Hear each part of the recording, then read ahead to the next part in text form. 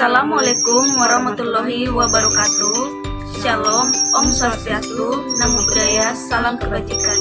Perkenalkan, kami dari kelompok 16 yang beranggotakan saya Aisyah Hotang dan saya Novi Santirena Dati. Dalam video kali ini, kami akan menjelaskan tentang bagaimana perencanaan sumber daya manusia dan implementasinya terhadap suatu perusahaan.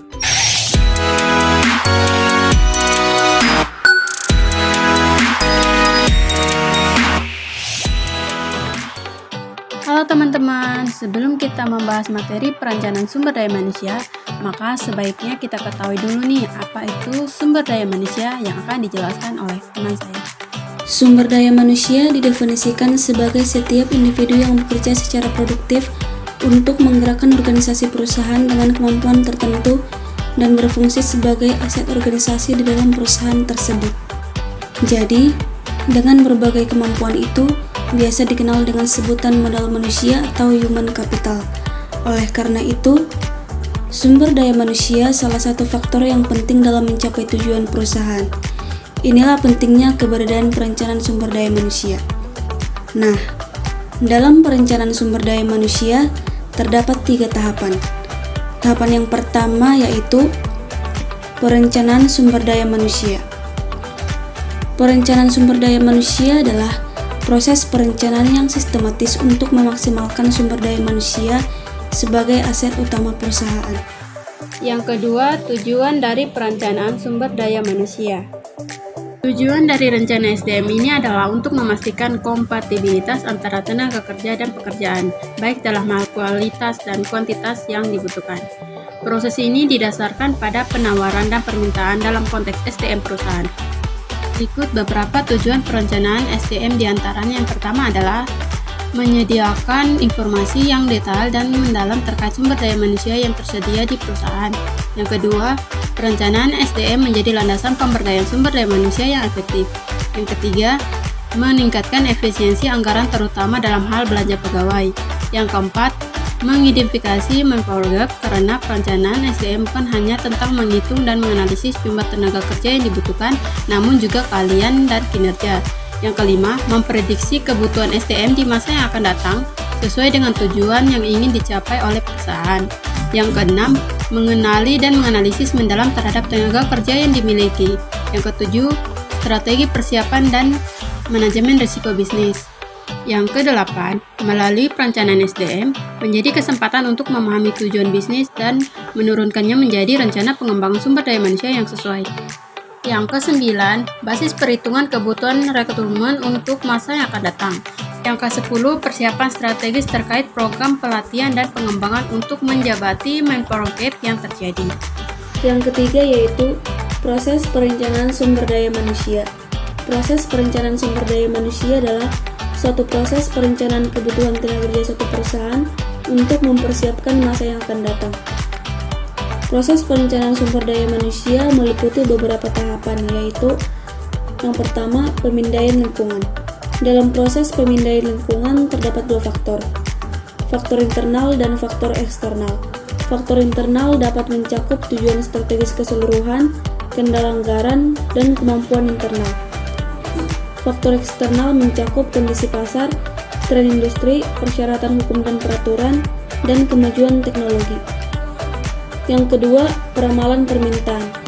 Peramalan permintaan melibatkan perkiraan kebutuhan tenaga kerja masa depan berdasarkan kebutuhan bisnis yang diantisipasi. Yang ketiga, menganalisis pasokan.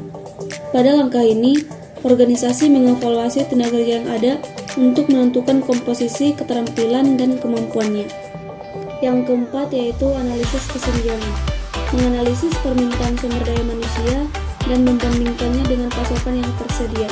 Penilaian ini membantu mengidentifikasi ketidakseimbangan dalam tenaga kerja seperti kekurangan atau kelebihan karyawan dalam peran atau keahlian tertentu. Yang kelima yaitu mengembangkan strategi sumber daya manusia. Strategi tersebut mencakup rencana rekrutmen dan seleksi untuk menarik dan merekrut talenta yang dibutuhkan. Strategi harus diselaraskan dengan tujuan dan sasaran organisasi secara keseluruhan. Yang keenam, penerapan. Setelah tadi strategi sumber daya manusia dikembangkan, maka dimasukkan ke dalam tindakan. Agar proses perencanaan sumber daya manusia berjalan lancar, sumber daya manusia dan departemen lain perlu bekerja sama dan berkomunikasi dengan baik. Yang ketujuh, pemantauan dan evaluasi. Evaluasi rutin membantu organisasi menilai dampak dari strategi sumber daya mereka, mengidentifikasi area untuk perbaikan, dan membuat penyesuaian yang diperlukan untuk memastikan keselarasan berkelanjutan dengan tujuan bisnis. Selanjutnya, implementasi perencanaan SDM dalam suatu perusahaan, yaitu PT ABC. Di PT ABC, implementasi perencanaan SDM dibagi menjadi dua, yaitu prosedur perencanaan SDM dan alur proses perencanaan SDM. Prosedur disusun sebagai pedoman pelaksanaan perusahaan terkait dengan perencanaan SDM. Tujuan prosedur ini yaitu menetapkan perencanaan kebutuhan karyawan untuk periode 1 tahun ke depan dengan mempertimbangkan peluang adanya karyawan yang mutasi, promosi, atau pensiun, dan rencana bisnis perusahaan yang akan digunakan sebagai dasar penyediaan SDM yang sesuai kebutuhan perusahaan. Jadi intinya tuh dengan perencanaan kebutuhan SDM, perusahaan tidak akan mengalami kekurangan atau kelebihan tenaga kerjanya baik secara kualitas maupun kuantitasnya.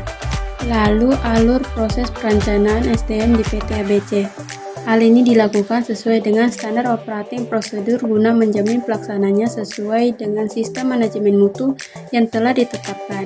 Maka setiap tahunnya dilakukan audit sebanyak 2 kali, baik secara internal maupun eksternal. Hal ini wajib dilakukan karena perusahaan sudah bersertifikasi The International Organization for Standardization atau disingkat dengan ISO.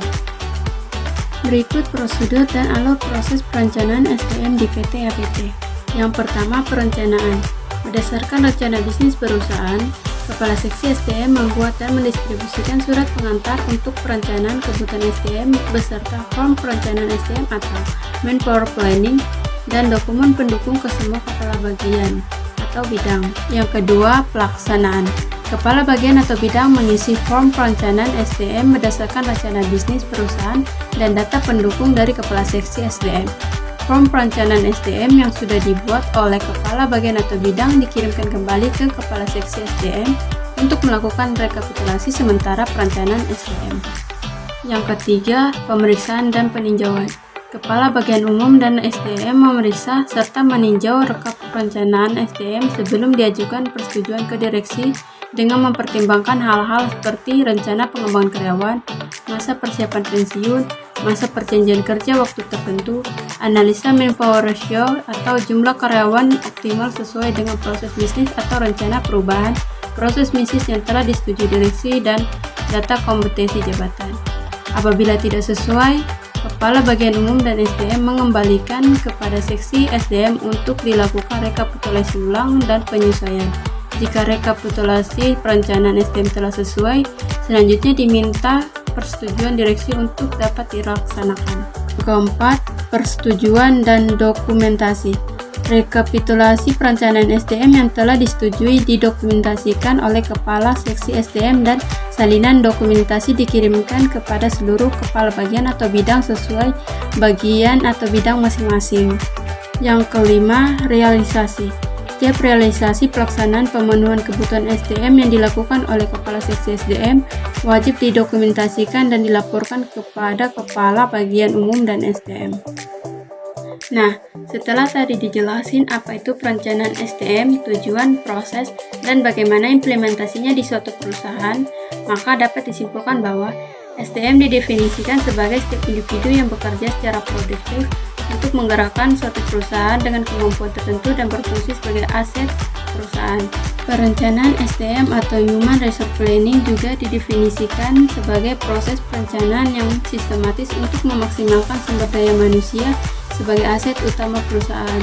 Dalam perencanaan SDM juga memiliki proses, yaitu disebut dengan proses perencanaan SDM yang merupakan suatu proses perencanaan kebutuhan tenaga kerja suatu perusahaan untuk mempersiapkan masa yang akan datang.